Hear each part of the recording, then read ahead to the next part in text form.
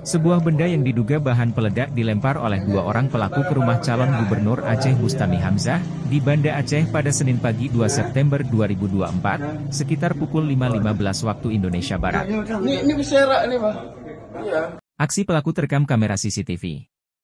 Tampak dua orang pelaku berboncengan dengan sepeda motor dan melempar sebuah benda ke arah rumah Bustami Hamzah. Tak lama setelah itu terjadi ledakan.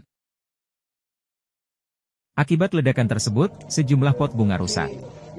Personel Brimob dan Satreskrim Polresta Banda Aceh telah turun ke lokasi untuk melakukan olah tempat kejadian.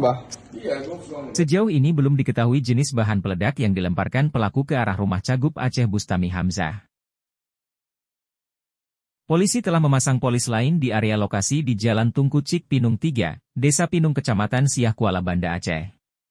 Tim Liputan Aceh Video.